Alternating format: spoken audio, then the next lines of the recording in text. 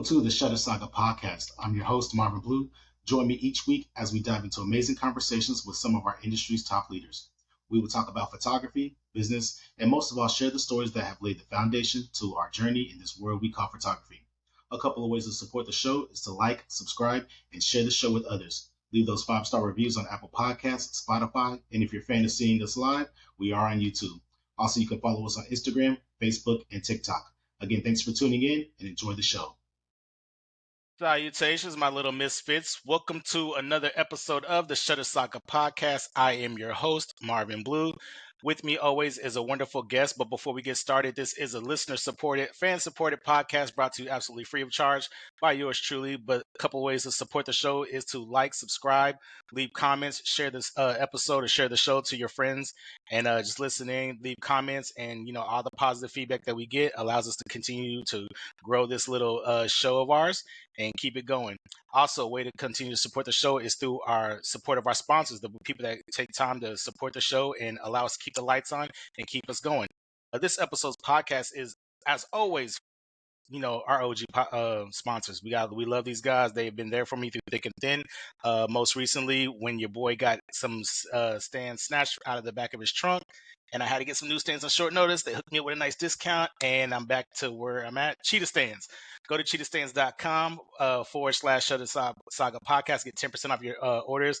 Like I said, guys, if you got thousands of dollars worth of lighting equipment, you want to protect it with the best stands in the industry, Cheetah Stands is where it's at.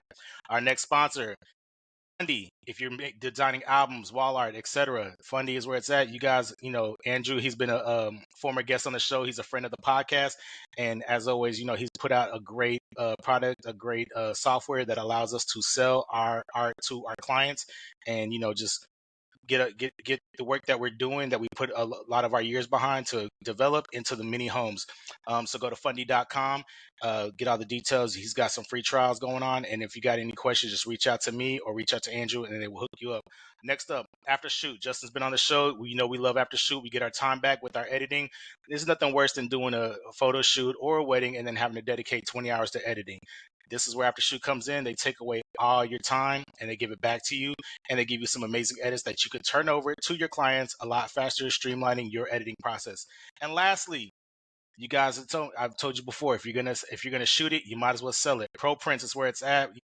Your boy's been a featured photographer. They've given me a shot in my early days, and they continue to support the show, support many of the guests on the show. And like I said, canvases, acrylics, wall art in general. If you want to shoot it, you need to sell it to your clients, and in turn, make a lot of money for yourself and put your art in the homes of many, many people. So go to proprints.com, reach out to them. They will hook you up, take care of you, and give you the samples you need so you can sell it to your clients. With that being said, my guest this episode, she's hailing to us, I believe, from Michigan. But, she is a friend of the show. She's been, highly recommended by many people. You got to get on the show. So, of course, I threw the bat signal out. And here we are today, ladies and gentlemen. Welcome Amber Spencer to the show. Amber, how you doing? Good. Amber Henry is here. Oh, I'm sorry. I'm hyping in your name. Well, okay. I see Henry Spencer. I've heard Spencer. I was like, let me just go with one name. I should have cleared it before. This is perfect. So clear up. Cheers. My name is... I'll blame it on the alcohol. If you're watching the video, yes, I'm drinking this podcast. It was a long week, so. My professional name is Amber Henry because I have been Amber Henry for as long as I've been professional. But I am married now to Mr. Spencer. So legally it's Amber Henry Spencer. But professionally, and I go shout out to Mr. Spencer. We're going to claim it. Hey, I fight for you, dog. Don't you let her hyphen that name. You tell her it's Spencer, damn it. He's very supportive. He doesn't. Yeah. Amber, where are you at this week? Because I know you've been traveling all over. You've been in and out of conferences. Where are you at now? Oh, yeah. So I just got back from Sync in Florida, in Destin, Florida, which was amazing. Amazing conference, amazing support, amazing Cheetah Stands, who you mentioned, who I love, are my boys. Flew me out there, and I did the closing keynote, and it was fantastic, and the energy was amazing. So I got back. I have a cold from that. Thank you, guys.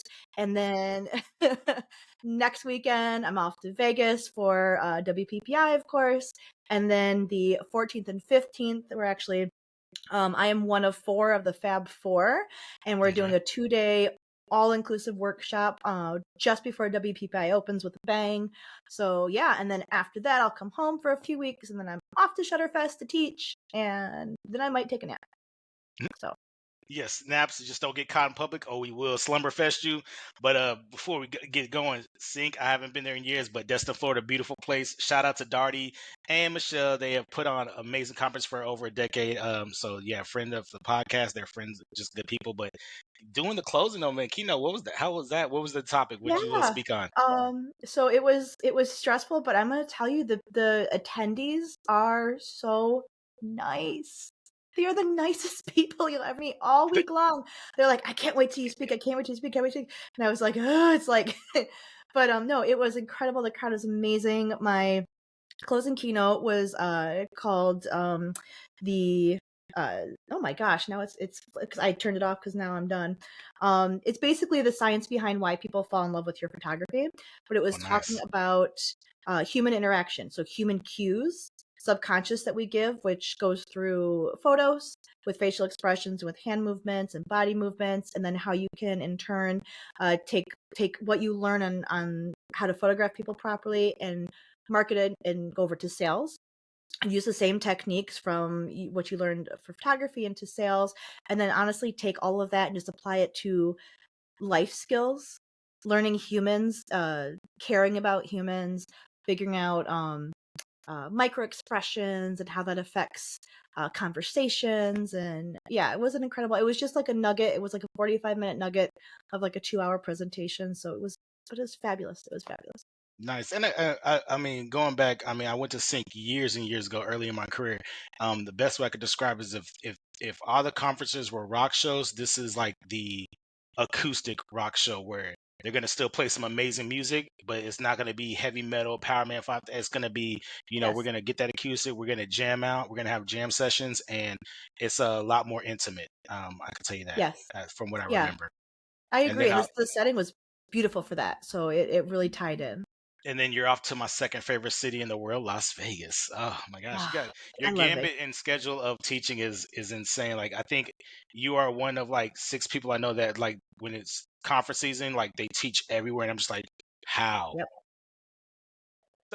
I know the why. The why is obviously the love of the game, but how? Like man, it's like so. It's the idea is just like wow. That's a up tempo that I don't even know if I'll be able to keep up with when it comes to my time or something like that. Like how do you do it? Mostly it's just I hate flying. I just don't Oh, like airplanes. really? I I have vertigo, so it's very difficult. Makes sense. I have a fear of heights, obviously, because I'm short, and I hate enclosed spaces. So you take all those and you bundle them up, and then you put yourself on a plane. It's so funny when you hear the backstory of like photographers, like the things that they're afraid of or the things their deepest fears. You're like, how the hell are you a photographer? When I tell people, I said, believe it or not, I'm actually an introvert. I don't like the big crowds. I'm like, and they're like, dude, the podcaster, the guy that's taught, the guy that's in front of Yeah. crowds all the time, and you're an introvert. I say, yeah. I mean, I know how to turn it on. I have that meter, and then once it depletes, I gotta hide and disappear for a few hours or a few days or whatever, and then get back up because I know like how important it is. And like I said, I remember what it was like to be in those stands or be in those chairs and be in that seat, looking on the stage and going, man, one day it's me, and then. You fast forward years later, you're like, oh wow, that is me now, and That now is it's like me, so yeah. I have an obligation and but before we go deep into your education career, let's start where it all began. When did you pick up that camera? When did you fall in love with photography? Oh my gosh, I'm gonna age myself. Without I aging started. yourself, There's no was way it to do pre it Britney or properly. post Britney? I've never been asked that one. So I actually started at a chain studio, Olin Mills. You remember Olin Mills? Yes. The Oh man. old, yes. So I Yeah. started there back in, oh my gosh, 2004, I want to say. Okay. Just worked at one of their studios and became the manager real fast. Learned it pretty quickly. I learned a lot, as irritating as it was for like the hours. The hours were really bad, and you worked alone, so it was kind of lonely sometimes. But I learned people. I Mhm. learned how to photograph customers. I got to know customers because I had several people coming over and over and over again. And we were really driven by sales. Every night we had to call in our sales, and it was always a competition, end of the week, end of the month, etc. And I am a competition kind of girl. I like to see my numbers, and so I immediately focused on sales. I learned how to sell to people individually. Not everything works for everybody. So, this mom with a newborn, this is what she can afford. This is what's going to work for her. This family has a different, vibe about them and this. So I do credit that, for as miserable as I was for those 4 years, I learned a lot about the industry. So then I wanted to do weddings. I always wanted to do weddings. Weddings are just fascinating and beautiful. And I got offered to do my first one for very cheap, but I really wanted to. And I had been working at this company for 4 years. I managed 5 studios. I was their top salesperson. I was training other photographers, and they told me I couldn't have a Saturday off ever, because we were always long story short, I ended up leaving, went back for a little bit. They asked me to go back. I quit again. Started my own business, and here's a story small story that might relate to other people. Mhm. When I left Ole Mill, so whenever you leave your corporate job or your safe job, or maybe you're a stay-at-home mom, I was done. You're done. And making that change to something like, now you're your own boss, now you're reliable for your income, is scary. And I went to the car and I cried my eyes out, and I called my mom, because I was living at a house near hers, and she was helping me watch my 2 sons at that point. And I was like, will you support me if I just go? And she knew how miserable I was, and she's like, yep, you have our back. Not support me, but support me and like help me push myself forward. And she said yes. And I packed up my stuff and I never looked back. So in my luckiness was that I had already experienced the industry before I jumped into the industry. Okay. I had support from my mom, and I had 2 sons, and I was a single parent. And so if I didn't make this work, I was going to die. We're all going to not succeed. So I didn't have a choice. It was swim or drown. So then I started my business. I made a bunch of mistakes, and I shot some really bad photos, and I learned, and I went to conferences, and I did online training, and I went to as many in-person ones as I could afford, and I just worked my ass off, and I just wasn't going back. Now, see, And so what here I I like am. about this is our stories are very, very similar in the rising. I think you started Yeah, just a little bit before I did. I probably, by a few years, but I mean, I was right there. I'm right there with you. Being a high school teacher, doing this on the side. It was the side hustle, working on the weekends, working at nights, trying to get whenever I can, being told I can't take off this day because, I want to go to this conference in LA. So 1 day conference, I can drive there in the morning and drive back at night. But he's like, no, can't give you the day off. And but then, you do your taxes and you realize that first year, just the side hustle, you made almost what you made as a teacher. And right. then you're looking at your second year, and you're like, oh, wait, I'm about to beat what I made as a teacher. Because at that point, I was getting more weddings and just grinding it out. And you just, man, you know what? I'm walking away from this. And I mean, again, but even if you have the same job and you still work there, I don't knock it either way. As long when it Right. comes to your creativity, your passion with your business, etc. And as long as you're checking off all the blocks, doesn't matter if whether you got a full-time job, part-time job, stay-at-home parent, what have you. As long as you're able to dedicate the necessary energy to your craft and to your business, I think that's what's Absolutely. important. Yep. And your So. clients. And this isn't a knock to anybody. Like I said, please don't. For the listeners out there, we're not knocking you if you're not a full-time photographer. And I hate No, that idea absolutely that not. I Absolutely hate not. that that's been villainized as having a 9 to No, 5. no, Like, no. oh, because I mean, even with the 9 to 5, if you just took the photography side, there's still a lot of people that you beat. When you realize it, you're still beating out a lot of people. You're still making more money than them. So what does it Yeah. matter? And then We imagine, all have different start stories. exactly, The and important thing is just that different you start. pathways too. Just start. As long as you're starting. Absolutely. If you have to do it on the side for 5 years until you just do it. Do it. I've got a friend. He said this has been his side hustle for close to a decade now. He's getting ready to hit his 10 years doing it. But I said, you make more money. You're making plenty of money as a photographer. He said, I know, but he goes, got kids and Yeah. insurance and got a 401k and a Medicare. I said, I know what it's like. I was in the Army, so we know what it's like to be For career him though. oriented. Yeah, exactly. He was able Yeah, to do good it on the for side him. and shoot at a high level. He's very He determined. I mean, that's very tough. That's a lot of work. Oh yeah, got to balance. It's a balancing act, I'll do the same thing, but at the end of the day, man, my love is my love, and I love being behind that camera. Where I can never really truly pinpoint when I fell in love with it. I know I had the dream as a kid to do it, and I wanted to be close to sports and be on the sidelines of the Super Bowl. But, somewhere along that, when the wedding bug bit me, there was an adrenaline rush behind it, and I'm sure you felt it too. When was the first time you just felt that adrenaline from a wedding, just like, oh, this is another level? Oh my gosh, my very first wedding, the one that I had to quit for, was in Chicago. I'm from Michigan, so it was in a beautiful location, beautiful couple, fun, just kind of an unexpected, beautiful spot. And I honestly had no business there because although I was a photographer, I'd never done a wedding before. So I wouldn't recommend jumping into an entire wedding if you haven't done that yet, because I should have not. But it was so fast paced and so much fun and exciting, and I had been stuck in the studio for 4 years, 4 walls for 4 years with props and lights that were fixed, and just my creativity had to be right in front of me, which is also how I learned to be so creative. But man, that was my first like out of the actual box experience, and it was addicting. Yeah, yeah. I loved it. Did you ever have that moment where you're just like, what did I get myself into? Like I'm in over my head, like, or Yeah, that just like that yesterday, but I'm still I'm still here. that was just the keynote. Now.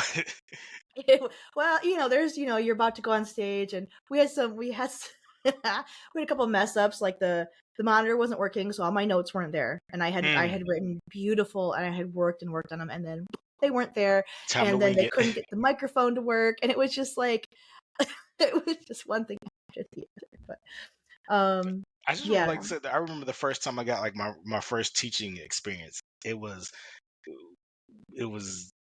one of the instructors is like wakes up and they're like, dude, I am next to death, and they're like sick, and then another one was like, I'm tapped out. It's like, we got to fill in just one more spot, and somebody goes, well, let Marvin do it. He's got a lot to say. It's like, nah, I'm just the guy talking shit. Don't put me on the stage. And sure enough, it happens, and I had to do it.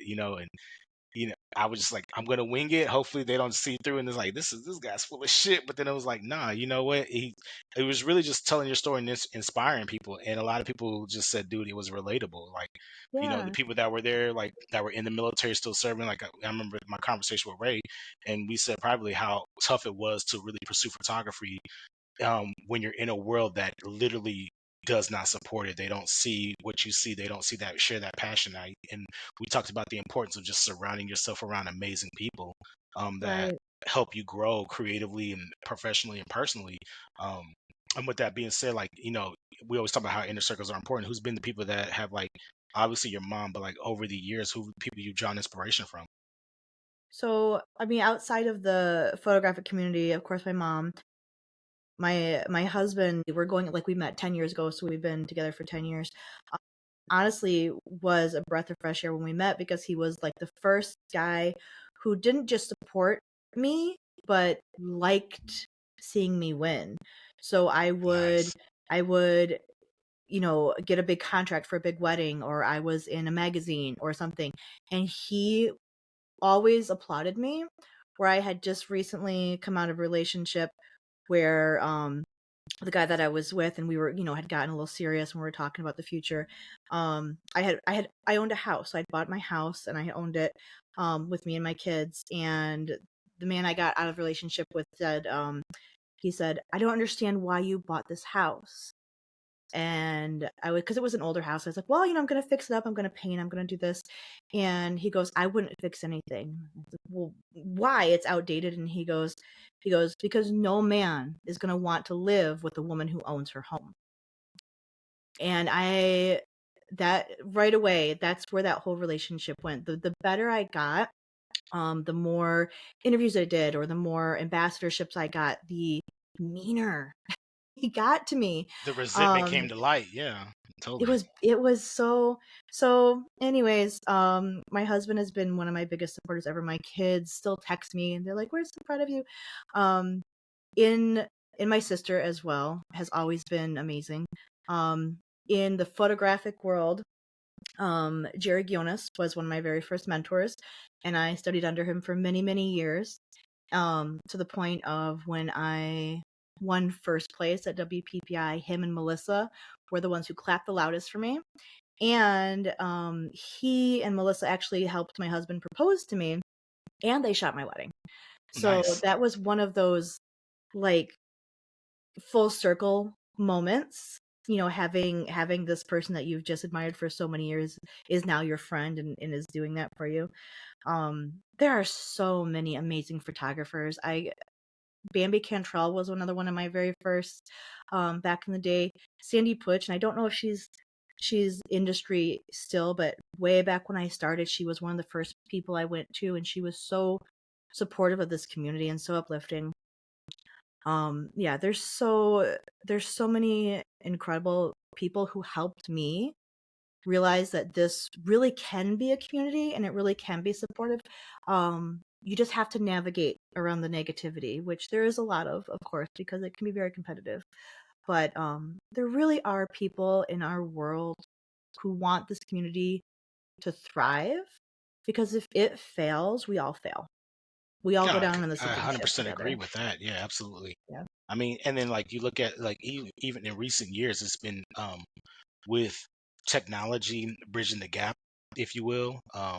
You have AI AI and coming stuff. into place, Yeah. all these different changes that we've had to adjust. Because I mean, you could speak on it coming in the world because you were in the part of the era like as I was before when shoot and burn was still a thing and a major thing, or that became the new streamlined thing, and then going back, people are now reverting back using film again and selling to their clients, and really we hear it all the time. Every year you hear the same thing. If you can market right, you don't even have to be a great photographer. You know how to market, etc. But you know I like to view myself as part of that lucky few that, yeah, I'm a great business owner, but I'm also a great photographer, and I still put that energy to challenge myself and push myself. In recent years, especially like with competitions being where they're at today, and sometimes print competitions are starting to become, I don't want to say taboo, but some people are starting to hitch to the idea that print competitions are dying out now, and it's a dying breed. But how do you stay motivated as a photographer? Yeah, I don't know. They might be slowly, but I'm praying not, and I still feel that it is an incredibly powerful Hmm. thing, because if you never print your work, if you never put it up to be a spectacle, to be looked at, to be picked apart in a way that will make you not um do those mistakes again, then you're only failing yourself as creative. um Print is just the finalization of a photograph of what we do. There's nothing like, see, I can't even tell you the amount of clients who come into my studio to pick up their prints, because everybody gets canvases. I sell medals, albums, all those things. Of course I do digitals as well, but 90% of my clients get print products from me, and they come in and they pick it up, and the very first thing they always say is, oh my god, it looks so much better printed. Now, they already have seen the digitals, they have the digitals, they've shared the digitals, but they always say, oh my god, it looks, and I just tell them, like, because now it's alive. Hmm. Now it has life to it. So as far as print competition goes, one of my goals in this industry is to encourage prints to keep printing my work, to share when I win, to share when I lose, to encourage other people to enter in print. And I've got several photographers who will tell you we're in the same category. Like for this year, for the Icon Awards at WPPI, we are in the same category, and I will still help them critique their work. And they show me the prints after they got printed, and I will always be that for them, because people were that for me. But like I said, Absolutely. if we don't do it for one another, who's going to value this industry if we don't? Oh, yeah, no, and I always say like competition to me to this day still breeds success. You never know how good Absolutely. you are until you put yourself around the better people. And to me, it's the chase. I mean, finishing, winning is great, and I'm a firm believer. Like, yeah, we want to have our wins, but man, it's something about that chase. It's something about that journey because like I said, you had your moment on stage, you won your award, and I'm still chasing that.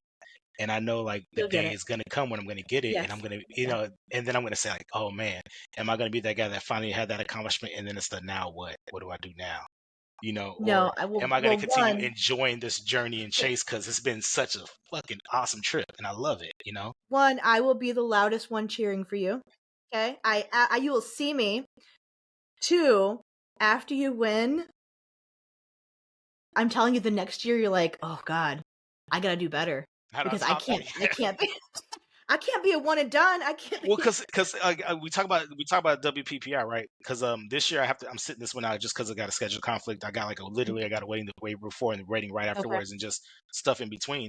But last year it was my daughter's senior year in high school, and I said, I need to get some time with her because she's gonna go off to the reserves and college, and I'm barely gonna see her, which I'm living that now.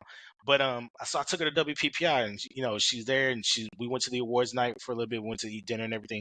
But we're in the awards night, and she leans over, and she says, how come you didn't enter? And I was like, oh, I just didn't. She was like, your stuff's just as good. And I go, you think? And I go, you really think so? She was like, yeah. She was like, I've seen all your work. I've seen how much, in that. She's like, and this was, she really got to finally see me as a photographer in the industry for once and not just getting up on a Saturday, grabbing my gear and taking off and coming back later that day or whatever. She finally got to see the behind the scenes and really see dad as a photographer. So to see that and hear that from her was like, okay, it's been motivating. And yes, I've been procrastinating, but I know going forward, like all eyes are on me competing with myself, me trying to be the best version of myself. And I know that I've forever put it off and, doing competition, but talking to the Andres and talking to, just everybody that I know and love that have done Andre's competition, amazing. it's time to just finally Yeah. say, you know what, I got to do it because I got too many friends that are doing it. And it's like, you know what, now it's time to remind everybody that, yeah, I'm not just There friends you with great go. photographers, that I'm a part of that conversation as well. That's So right. I Right. Now totally understand. that's But where the the journey's still competition fun though, community because I'm still meet. learning. That's where competition and community Mhm. should meet, right there. Yes, That your absolutely. friend is winning it and this guy's winning it because you surround yourself with amazing people. So you yourself are going to become It's like amazing. it's your time now, and it is, Yeah. and like I said, right now I'm in the best headspace possible, just because my kids are where they need to be at. I got one in college, I got one killing it in private school. My wife is in a great headspace, chasing her dreams right now. So for me right now, it's like okay, now it's time for me. Full For full years, I on. put the gas mask on everyone else, and I haven't been putting. Now it's time for me to be selfish and chase those Oh my goals and God. everything. Preach. That is such a photographer thing to do, to take Yes, care of everybody, to take care everyone. of our clients. And then we're over here suffocating. So outside of photography, when you got that day to yourself and everything, you're not traveling the US teaching and you're not doing, your weddings and everything. What is your go-to to just relax? I don't know what relax means, but Okay. What is your thing that you do? There's a thing called a day off where we're not actually holding a camera and running a business. What do you Yeah. do there? If I have a day where I'm caught up, Mhm. and What's that? and I'm home, or I just take a day, it is something with my boys. I have Okay. 3 boys. I have some step kids as well, but all my boys are still currently at home. So until the day comes when they're all not, if I have a day off, 3 of us, we're doing something. I don't care. I'll take them to the arcade. We like arcades. We go. There's a couple local towns that are fun to go to. We go sledding in the winter. We just something because they are getting so big and it's so fast. And I spent most of their childhood paddling upriver, trying to keep all of us afloat and working my butt off and trying to make sure that they were fed and the bills were paid for a long time as a single parent. That now that I can take a breath, they're well physically taller than me, but it's so quick. In fact, my oldest baby is going to be 23 tomorrow. Oh my gosh. It's like you blink, you're like my wife posted this picture and she says, only thing that's really changed is time, but everything's remained the same. And it was a picture of me holding her hand, holding Jaden's hand, walking her into 5th grade, and then and she took a picture of us from behind, and then she takes another picture of me, kind of holding her hand at her Air Force Reserves graduation, and Oh she took my a picture from behind, gosh. and I was just like, oh Oh. my gosh, I got hit with the age of like, oh my gosh. Did you just And it bawl your seems eyes like out? and it seems like yesterday, like I was walking her into 5th grade and middle school, and then I'm like, yeah. And then now it is, I was hugging her while she dropped her off when I dropped her off to college, and I was like, yeah, and I was like, I kept it together, and I did like what a real man does. I waited until I got to the car, and then Yeah. on that ride home and I hit that freeway, that's when Right, the tears boy. came out, and I was, There are, I tell my clients too on wedding days when they're fighting the tears, especially the moms, because like, oh, my makeup, they fight the tears. Like, there are times in your life when it is appropriate to cry. Your kid's wedding day is an appropriate time. When your babies Absolutely. are born, it's appropriate. And when they accomplish something like that, that's so amazing. Yeah. It's appropriate, and you should. And that's just beautiful humanity, that those moments that we only get once.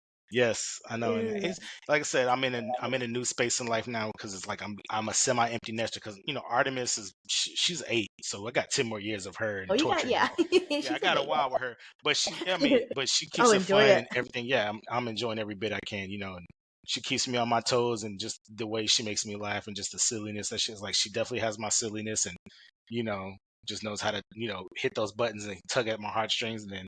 Of course, I think my relationship with Jaden has gotten even closer now that she's gone and stuff. Just Of course. I'm trying to live in that space of letting her grow, and it's tough, and as she becomes this young woman that's just amazing and smart. But it's like, man, I miss my little girl. And I always say I miss cooking Yeah. because you're not here to eat the food.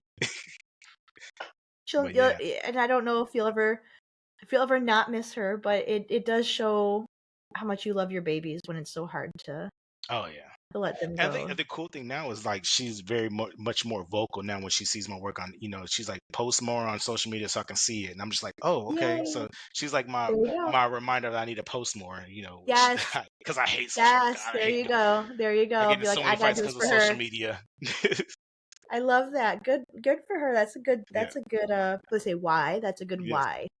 Why I But keep transition, supporting because you were your baby. recently in my neck of the woods in Texas, and Yeah. Yeah. I was popping in and out of the PP or imaging, excuse me, Imaging. Yeah. and Yeah. yeah, I was popping in. I wasn't, so I didn't get to stay as much because I just was like just a busy body during that time because I was doing a lot of prepping for the new wedding season because it was like that last little bit before wedding season hits, which just hit like a week and a half ago. So now I'm just like engaged with some weddings, That's why I miscalculated my schedule, which is why I have to sit out of WP, which I'm heartbroken, but because I'm having that FOMO and it hasn't even come yet, I'm just like, I'm just ready for the next 2 weeks to happen so I can just get it past me because I know I'm just gonna miss. I know I'm gonna miss out. Stay off your socials. Don't watch what we're I doing am. I'm gonna because literally just like, you know what? I'm gonna watch, like, pick a TV show and just binge watch that entire week and not yes, look at yes, Facebook or Instagram. yep. You know, it's like Because we'll be my buddy's posting. like, we can't gamble this year. You realize, like, you're my gambling buddy, and I'm like, I know. I'm sorry. I said, but No, we can go gamble in St. Louis. I'll be in St. Louis. there you go. There you Because go.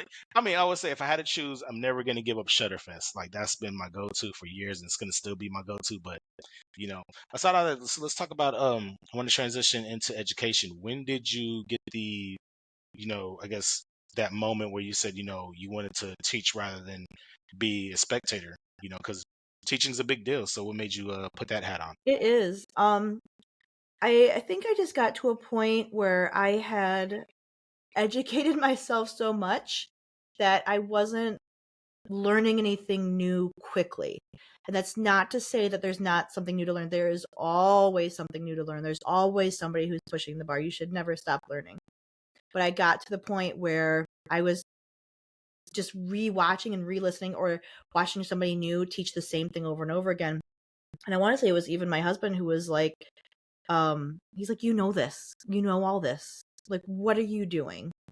And I just decided, if I can start, I was comfortable to start sharing. I don't believe, and this is just a personal belief, it's not to knock anybody.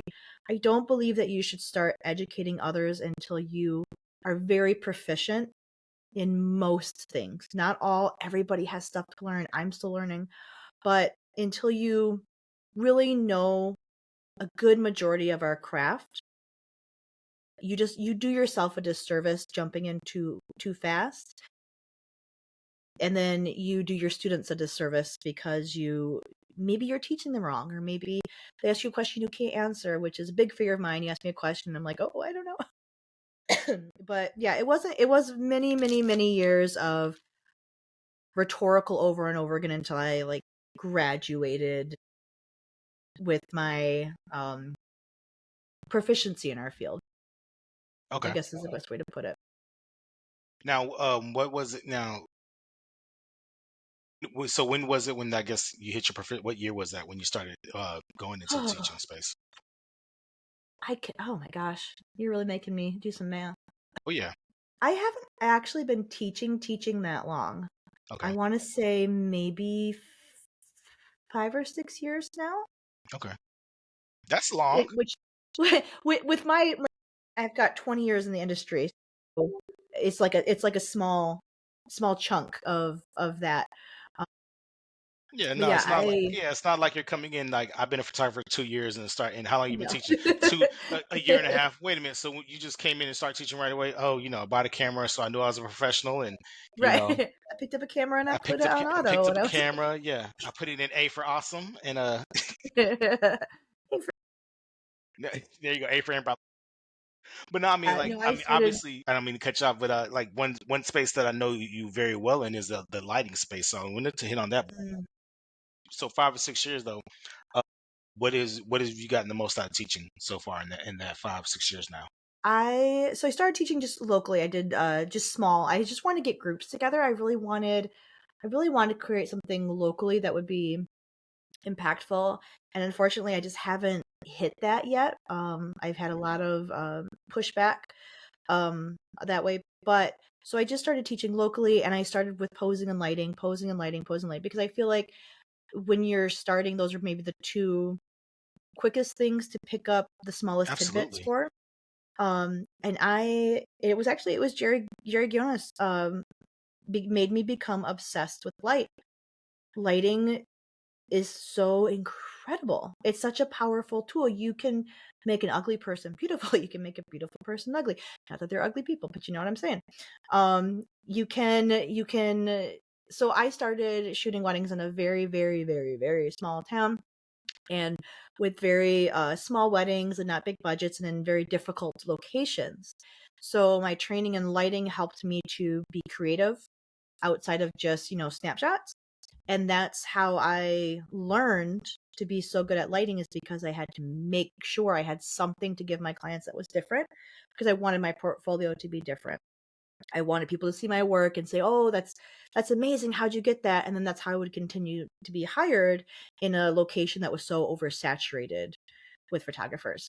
So I really became, and I'm still obsessed with lighting and then colors, and the human form and how lighting falls on faces, and um shooting through fractals and glass and reflective surfaces and the way that light bounces off of them. It just became an obsession. But I don't say it became, well, I mean, when I was little, I loved Rainbow Bright. That was like my favorite little 80s cartoon, Rainbow Bright, with all the colors. And she had like those little stars that she would throw out, and it would like twinkle. And I was like, oh, it's great, the colors. So I don't think I've ever outgrown that. I don't think I have. No, No, that was my jail but work. I always say the great thing about lighting, and this is something that I tell people now when I talk to them. I said, look, when they say what's the quickest way, what should I focus? I said, dude, learn lighting. Learn And I light. said, because one, it's you're never going to truly master it, so you need to learn as much as you can, as fast as you can. But the Yeah. best part about it is when you learn lighting, you can shoot anytime. Anytime, So anywhere. yeah, so when someone says, "Oh, look, I'm free at 3 o'clock this afternoon," and you're not going, "Oh, dude, I can only do sunrise and sunset. I can only do golden Yep. hour." I'm a natural light photographer. It's like, dude, all you're telling me is you didn't learn lighting. I mean, Right. because if you It's did, freedom. yeah, exactly. It's And freedom. then here it is. Okay, well, it's the middle of the day. It's harsh light. What do I do?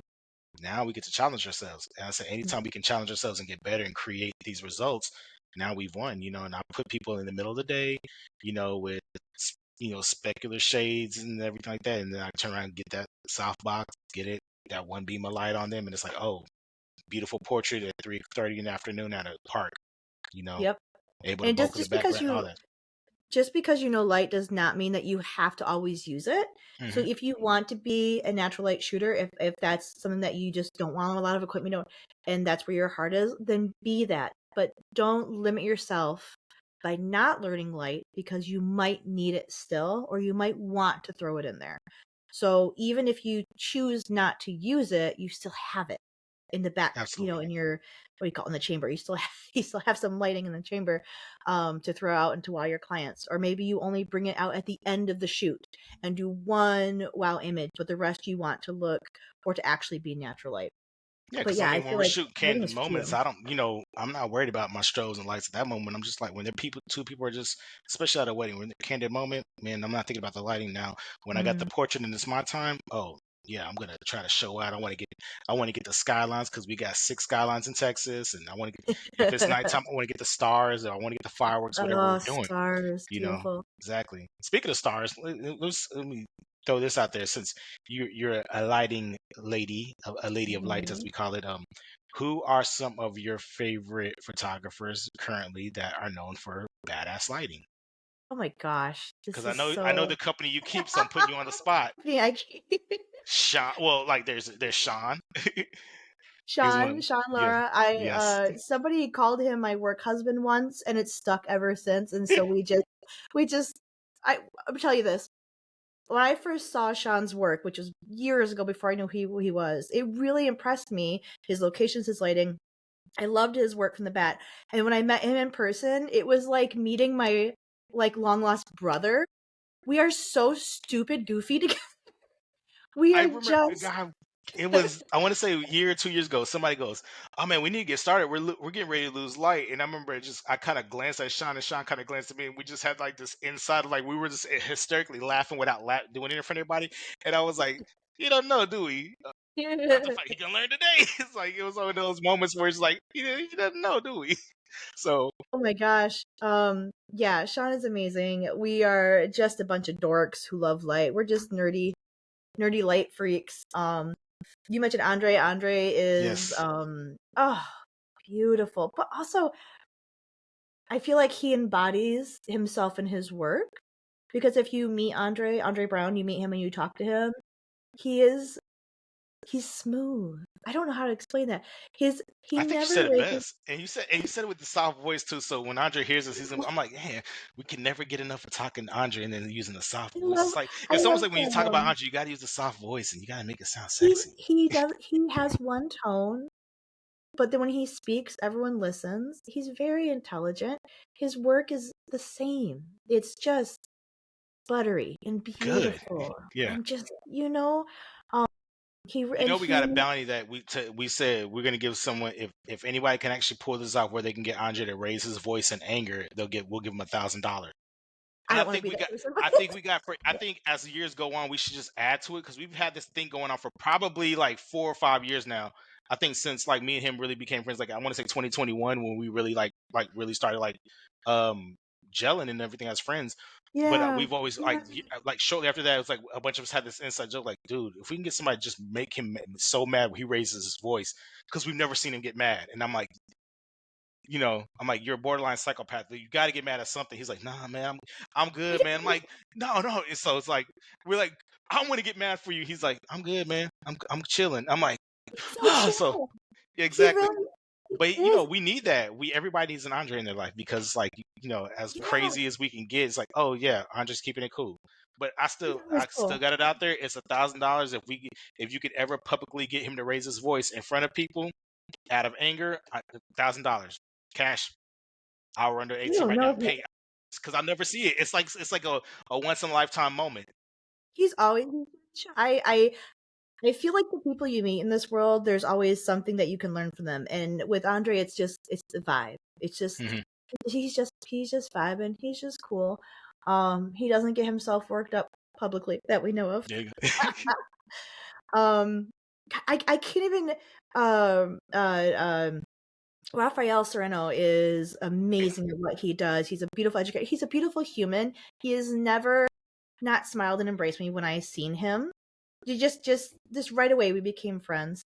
Lindsay Adler, of course. Oh my God, the queen of fashion and lights.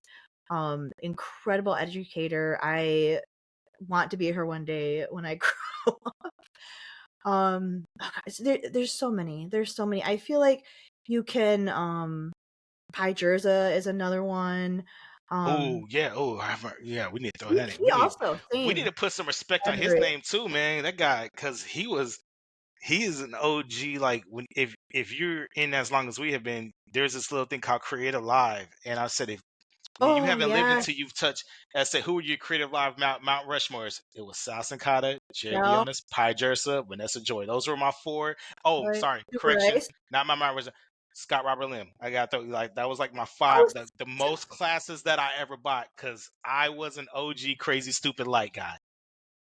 Scott. So Scott and I have seen him work forever, and we've taught the same fields. But recently got to really know each other better when we were in Texas because we had some dinners together Mhm. and stuff. Scott is freaking hilarious, but Yes. without intending to be. I don't think he's just his energy. Holy crap! He. I don't know if he sleeps. He is just bouncing, bouncing, bouncing. He is amazing. He's just happy and up and running around and doing lighting and changing, and he's excited to teach, and love him to death. Sure, so many. But see, here's the thing: in this community, if you can find photographers who even if you take one thing from them, you learn one thing from them, it will still make you a better photographer, and that was the purpose, because everybody has their own thing. And I guess this goes along with that, like, don't try to emulate another photographer, learn from them and then make it your own, because Well, just everyone like we just mentioned is their own person, yeah, I their own saying I style. was getting ready to say that. Like you look at the people who we just named. If you look at their work and did a side by side comparison, they all look different. But we're talking All about different. just one specific thing with lighting, and people think, oh, lighting, we think this way. But I can tell you right now, the way Ralph light, the way Andre lights, the way Pi lights, the way Scott lights, everybody lit differently. I mean, whether they use one light, two lights, etc. And there's so many more out there that I'm friends with, and I even the ones that just I do a one light setup, and it's like I love the challenge. Like I want to do that, and because sometimes you don't have the luxury of setting up two or three lights. Sometimes you can only do one light, or you're a one man show, and you can only light as much as you can carry. Yeah. And I always say Yeah. I'm very practical. Like, yes, a 60-inch beauty dish is amazing. Are you going to carry it? Because I don't want to carry shit. I don't want to carry anything. That's why I use cheetah stands. By the way, cheetahstands.com/shutter Shutter Saga Podcast. Okay. Well, I'm gonna say one thing about cheetah stands, other than the fact that the cheetah stands are freaking amazing, and if you want to save time in your life, get a cheetah stand or 5. The cheetah stand guys have always been so supportive and so kind to me, and I vastly believe in giving respect where it's due, and they want so badly to support us. In fact, if you look at any conference that's happening, any WP, anything, you will see them everywhere because they want to support this industry. They will lend equipment or borrow equipment or check on their, you and your equipment. They just really, really, really have a heart for us, and I admire that greatly. Like I said, Super greatly. what got me with them, since we're sharing the story, was was it? I forget which conference it was. It was when I was like, "Oh, I'm good on stands. I don't need." And he said, like, if you need a stand, let us know. We'll let you borrow one. And they literally said, they let me use it the entire conference without even me giving a commitment to buy one. People like, you gonna buy one? I was like, actually, I am. And it Because was you put so your hands quick. on it, you have to have it. Exactly, because I was using it, I saw how much more easier it was without the whole breakdown setup. It was literally like grab it and run with it. Especially like when you got to move spots really fast, and or you're at when you're at the conference and you got 1,000 other photographers vying for the same positions or whatever, and you got to move your stuff around. And again, when I Yeah. express, if you're gonna put hundreds or if not thousands of dollars of equipment on the light stand, you want something to protect it. The one thing I saw at that conference was a lot of stands getting knocked over, whether it was I'm calling out the brands, Manfrotto's and all these different ones, but I didn't see cheetah stands get knocked down by accident. If it was getting knocked down because somebody kicked the stand over on purpose. The point I'm making was like my stand never fell. I was able to maneuver around it and make the adjustments very fast, and it made my work more efficient. In a lot of cases, especially when we're talking about working with clients, the more efficient you look, the more competent you look. And when you can, express competence and efficiency, your clients have confidence in you, and Yeah. they'll listen to you and they'll believe anything you say because you look. It's a part of like looking the part. Like you show up to this wedding, you dress nice, you know what you're talking about. You have an amazing camera, because I mean, let's be honest, people do have half a brain. They can look at a camera and They tell do. which ones look professional, which ones don't. Right. You know, it's so funny. That was part of my talk I gave at Sync. The two traits that people trust the most, that make people most popular, are confidence and warmth. Those two things, if you can master those two things in equal balance, you will be successful. Warmth, because we are photographing human beings and they deserve to feel safe with us and confident that we are going to take care of them. And then, warmth, confidence, and then confidence, the fact that we know what we're doing. We can do it quickly and efficiently, without disrupting their day, without making it all about the equipment or about the posing, but just keep it flowing.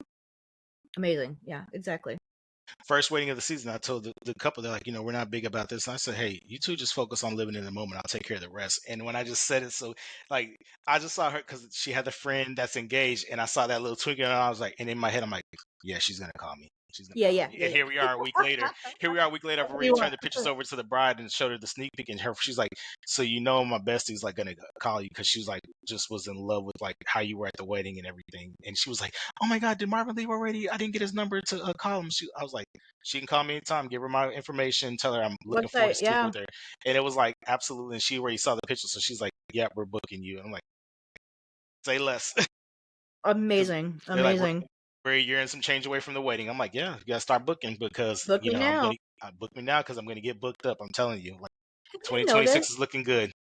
Have you noticed, and this is completely derailing what we're talking about, that a lot of clients lately are booking like only 3 or 4 months out from their wedding date? Are you This year, experiencing that? yes, because I'm still getting 2025 weddings.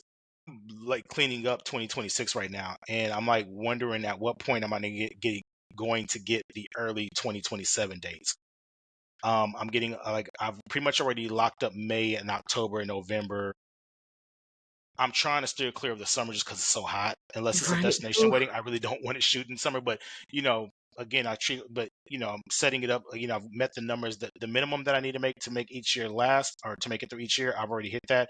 At this point, I'm trying to get those bonus sectors where it's like, okay, if I take on 2 more weddings, I can add this, destination excursion on my radar for 2027, or because I want to start doing the destination workshops and, really give myself to the industry.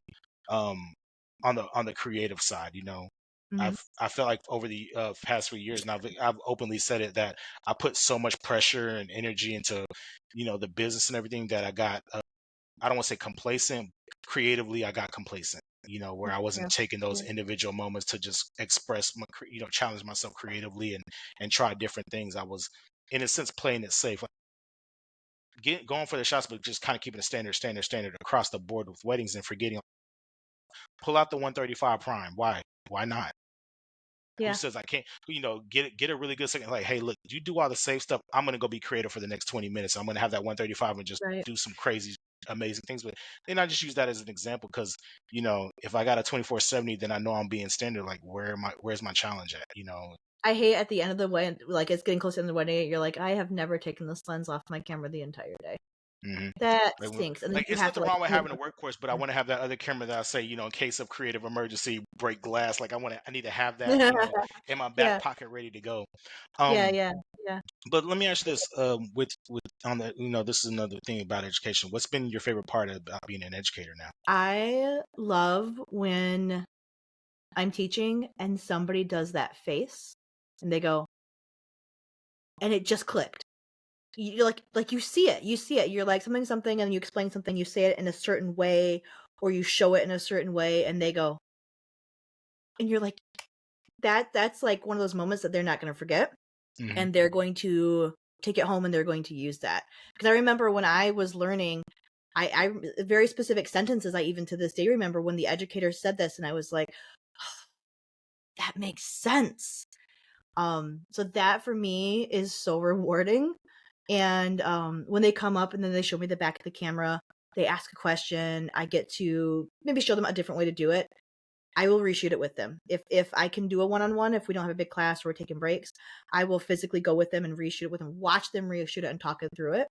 And I think a lot of students don't get a lot of one-on-one because sometimes they come to big conferences and you're going through, a photo walk or something, and there's 30, 40, 50 people, and the instructor just has to keep on going because of the size of the time. And if they had just gotten 3 minutes alone with the educator, the whole trajectory of how they shoot might be different. I love when I can look at the camera and then surprise them by like, no, let's go shoot it again. And I do that a lot with my students. Let's shoot it again. Let's shoot it again. And they're like, oh, it's okay. I'm going to post. No, we're going to go shoot it again. Or I want you to crop it. A lot of what I say to my students is, now I want you to crop it the way you're going to sell it. And they're like, oh, well, I can pull it tighter. I can whatever. I'm like, yes, but why do you want to be doing that to your pixels? Why do you want to be doing that to the time you have at home? Let's go shoot it again and get it right in camera. Get it right in camera. And I feel like we're making stronger photographers that way if we can slow down with our students and just give them a little bit more one-on-one. In fact, and not to like push or anything, but the Fab 4 that we're doing on the 14th and 15th in Vegas, we kept it to a certain number of students because we scheduled time for one-on-ones. We scheduled time that we're going to break things down so that we can answer questions. And then on our second day, we're actually going to take the pictures that we shot and we're going to go over them with the students and we're going to go through them because our goal was to make better photographers all around. And who's a part of the Fab 4? So Ben Connolly from Australia. And anybody who doesn't know Ben, please immediately go find Ben Connolly Photography, CONNOLLY. Oh my gosh, did I just butcher that? Sorry, Ben. Just type in Ben Connolly Australia. The dude, he's sick. He's master. Sick. He's sick. He is a master. He's a mad genius. Times over in many different forms. He's earned his double and triple master. His lighting is beautiful. The way that he captures people is beautiful. But I'm gonna tell you, Ben is a beautiful person. I have gotten to know him so well. In fact, I only met him for the first time at WPPI last year in person. But I had known him for years because our work, we both love the same type of lighting. So we had talked online or he was doing the live and I was joking around the comments and I was like, oh, Ben and I are going to have hair wars because Ben has this beautiful like silvery fox font thing going on. When I met him in person, we hugged right away and then we were never apart. He was our brother from Australia, and that is his personality. His heart, his soul, his passion is here. So please, Ben Connolly, go look him up, go follow him. Freaking amazing educator, amazing human being. Get him to come to St. Louis. He would. I want him in America. Yes, permanently. Arno de Bruin from the Netherlands. He is a fabulous educator. In fact, his following is so big overseas that he is like a rock star. He wrote a book. He is fabulous at going to different locations and completely transforming them and making them look completely different. He is a sweetheart. He's so gentle, but kind, but brilliant at the same time. In fact, I've only heard him use the F word like 4 times ever. Damn, I think we use that more than that in this show alone. I'm kidding. And then Chris Benavides. Chris is I don't want to say number 1 because I know it sounds bad, but he's probably the number 1 Las Vegas wedding photographer by search because this man does 2 or 3 weddings a freaking day. Sometimes he does 10 weddings a week. He does Wednesday wedding. He is a freaking workhorse. His color is gorgeous. His lighting is amazing. He is so freaking funny. In fact, when he calls me on the phone, I put him on speaker and my husband hears him and he's like, "What's up, girl?" And then my husband's like, oh, that's Chris. That's like, because he just has like, he has like a vibe. He has like a whole, always up, always happy, always in motion kind of guy. So yeah, so three of them and myself, and I'm all right. But we all got together last year at WPPI over dinner, and then after I left, Arno and Ben stayed, and they talked about doing this because they just really want to contribute to something here in America, and they're limited because they work overseas. So it's actually hard for any students to be able to catch them here because they only usually come back once a year. So if you love them and you follow their work, this is it next week. If you want to catch them outside, catch them in Vegas. Catch them in the Sin City. Catch us all. We're gonna be on Fremont Street. We have models. It's gonna be a trip. Oh man, I remember a couple years ago I did a shoot in Fremont Street, and that was just such a fun time for me because I was like, because it was one of those rare times where it's like, when you got all these crowds of people, random people, it's like it's hard to shoot. But then I was like, you know what? I'm just gonna work with what I have, and I'm just gonna focus on the person that I'm shooting, and all the other stuff is just pleasant distractions. But it turned out to me, if anything, it enhanced the vibe, and it made me get out of my head and get creative and use all these Yes. awesome angles. And I was playing with shutter drags and just let me slow down Yeah. the shutters, let me show down my shutter speed to 2 seconds, and I'm getting like motion blur with that and get that really nice nice blur versus like the unintentional, like, oh, this is crap blur, versus like that slight blur that gives a little bit of an edge and a little bit of texture. It's like, yeah, I was having a blast. I feel like sometimes you don't know how much you know until you're in a situation like that. Mm-hmm. And then it comes out and you're like, ooh, I did that. Like because you know a lot more than you think when you're trying to I think dissect it. that's what's been pushing me to start creating the content and filming and everything. Because, like I said, whether like same thing, the same attitude I had when I started the podcast. I'm doing it for me. It has nothing to do with putting my mark out there. And it's like, this is the best way I know how to contribute. Let me have awesome conversations with my friends, talk about our journeys, and maybe people can learn from it and say, hey, you know what, there is light at the end of the tunnel. That this is for that grinder that's working 40 to 60 hours a week, working overtime to get that extra money to buy that lens, so they can try to get a little bit better in there, or pay for that conference or something. Yeah. Go on So that I'm like, trip. Go on that vacation. exactly, go on vacation. Yeah, and Get out of we always Michigan got for the a while. paid vacation. Yes. But I mean, so outside of Michigan, where else have you had the pleasure of being a photographer at? What cities have you gone overseas yet, or are you still? I haven't gone overseas yet. Planes and me. Not that Hmm. I wouldn't, but you'd really have to. It'd have to But be you've a been good all over flight. the U.S. though. Oh, So I've been all over the U.S. Shot in Mexico, Canada, New York. I've done some New York weddings. Florida, Texas, Vegas. what's been your Where else? favorite place to shoot at? Put you on the spot there. Key West. Okay, right Key on. West is so Good beautiful. answer. After the wedding was done, the next day we rented mopeds and we rode around the island and we got a bunch of key lime cupcakes and ate them on the mopeds, and that was a good memory. You know what? That is such a simple thing, and I guarantee you, that's That's up there beautiful. with boogie boarding in Newport Beach and eating fish tacos. Simple things in life make you so happy. Yep. Or in Just Texas, well, just anywhere you going to get go, some barbecue enjoy in it. Texas. Oh my god, Texas barbecue is amazing. I told you, Oh y'all my were gonna love it. gosh. The Cheetah Stamp guys took me to this place. I can never remember the name of it. And it was Heartache. like a little hole in the wall. It was a No. heartache. Okay. It's a family owned restaurant, which is always the best.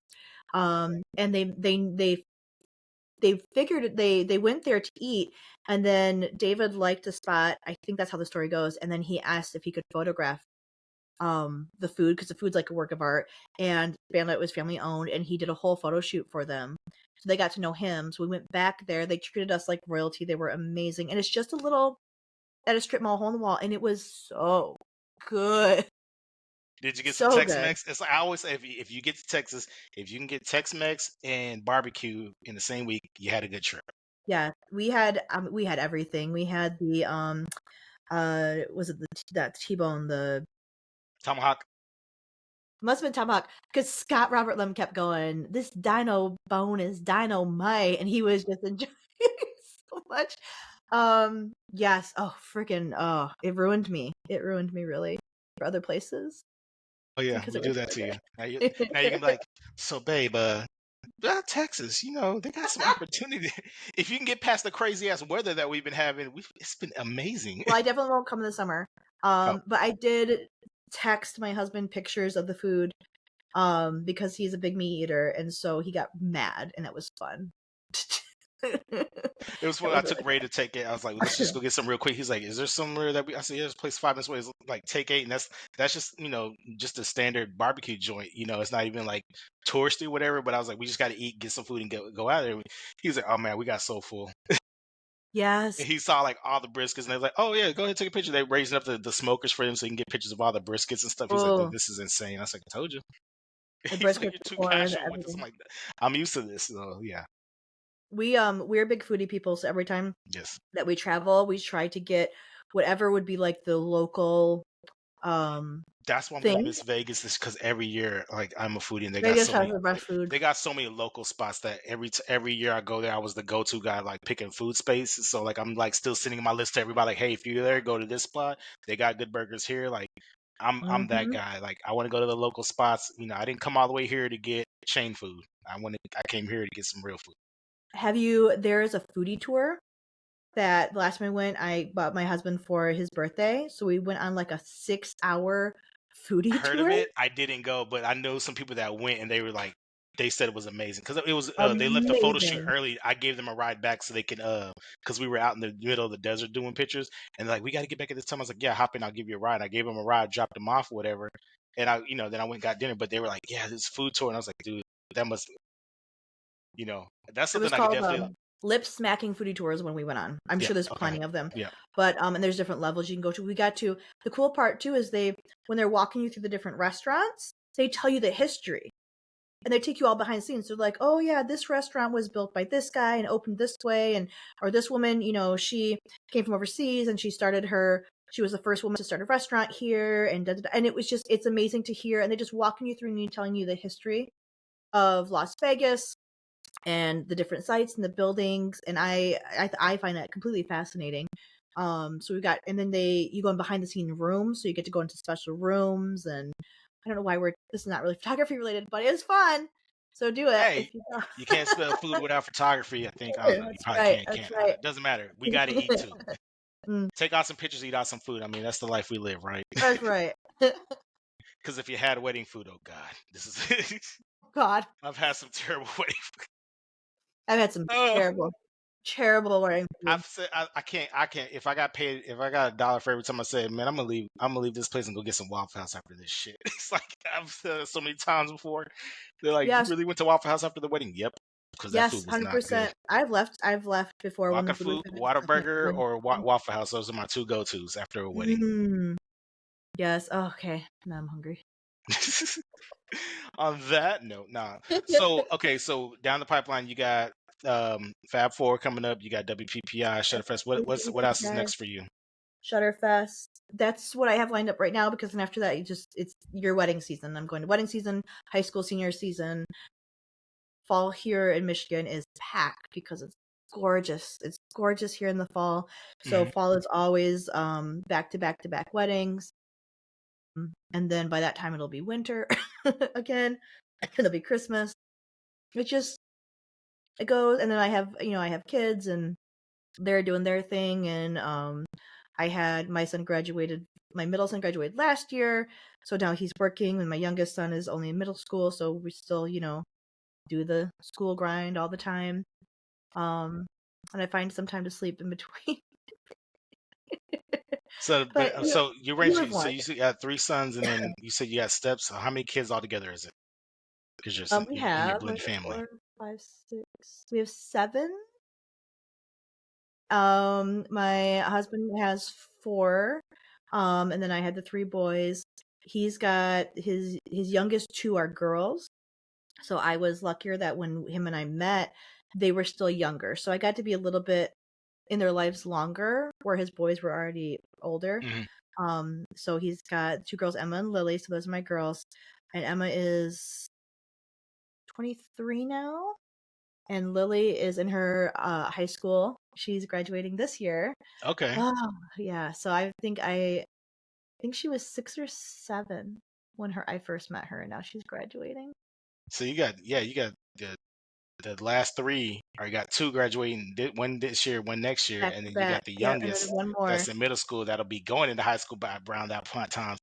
Yes. Man, you're almost done. It's almost done raising the kids. When you have kids, well, when you have kids 10 years apart, you just Yep. you're just always going. Exactly. I mean, like with Artemis has been a blast because, like I said, she's 8, so we get to just have fun with her in that space of elementary and really get to do more. We didn't get to do it as much with Jaden when she was that age, but so like I said, I compensated on the back end of like, let me get as much time as I can with her. If I got a photo shoot here, if I'm going to be in this city, let me see if she's got time wait, she can get away from school, fly out, meet me there, even if it's for a day. So just things like that. Like I was telling her, like, if I was going to WPPI, I would have flew her out at least for a day or two, just spend the weekend with me before I sent it. between as we maneuver her schedule for school and the reserves. So it's like, okay, Right. because Right. she stays busy with it, which I'm glad, because Those two things are busy yeah, when enough. kids do have nothing to do, that's when they have more trouble to get into. So you You gotta should keep never them have nothing busy. to do. Exactly. You gotta keep them busy. You gotta keep them busy. We know. Yeah, We've if been it there. hadn't been for sports, and man, I ain't no telling what kind of trouble I would have got into. So, Exactly. I but hear hey, you. I've had you for over an hour. Thank you so much for your time. I'm glad we finally got to do Okay, this. you're welcome. This is the first time. I know it won't be the last time we get you on the show, but yeah, it's been a blast getting to just chat with you and catch up with you. Thank you. Thank you so much for having me, for thinking of me, and thank you for doing this, because I love this industry, and I want to encourage other people, and I think if we just listen to other people's stories, we find out that we're just all nerds. We're just a bunch of light obsessed geeks who, use photography as an outlet, and we're way more alike than we are different. We really So are. I think I agree. podcasts like this are very important to keep going and to support, and not just the big name brand, businesses, but the smaller businesses, and then the podcasts, and the, in little in-person classes and things. It's just always supporting this industry is what we I need to think keep doing. the coolest thing I've gotten from this since I started is having my audience tell me that they're now fans of a new person because of the show or whatever, like, oh, I heard about him, I didn't know about him, and then I knew they were going to teach at a Shutterfest, and then they take their class, like, oh my god, he was as good as advertised, and I'm like, that's what exactly. It's like, this person's amazing, we need to get him in front of, or he or she needs to get in front of another audience, and like, you know no telling where they're going to take their edge, because the amount of knowledge and the love and passion they have for it, that shit's contagious, man. Like, It it's is. one thing to be a good educator when you are passionate about it and you can make people just you know share that enthusiasm. I mean, I think that's why the big names like your Sal's and your Scotts and everybody that's been the Jerry's and all the people that, I'm naming the big names, but there's a reason why people gravitate to them, because they're not just good educators, they're passionate about it, and that shit is Passion. Yeah. contagious. you know Yeah. they're And we they're need it. more passion versus less cynic, and there are a lot of cynics out there, but man, when you get those people that just bring that smile and that energy out of you, you got to hold on to them. Yes. Yeah. And you need to love this industry enough to support one another. You're Absolutely. not a single person, you're not out there floating by yourself. And it's okay to support another photographer who's doing something like you, because they'll then support you, and it supports the industry, which supports us all. Absolutely, 100% agree. Well, hey, again, thank you so much, man. It was a blast, and I will see you in about a month or so. Yay. Yes, can't wait. Take it Thank easy. you. That's it for this week's show. Again, thanks for tuning in. Remember to like, subscribe, and share with others. Leave those reviews and check us out on Instagram, Facebook, and TikTok. Until then, see you next week.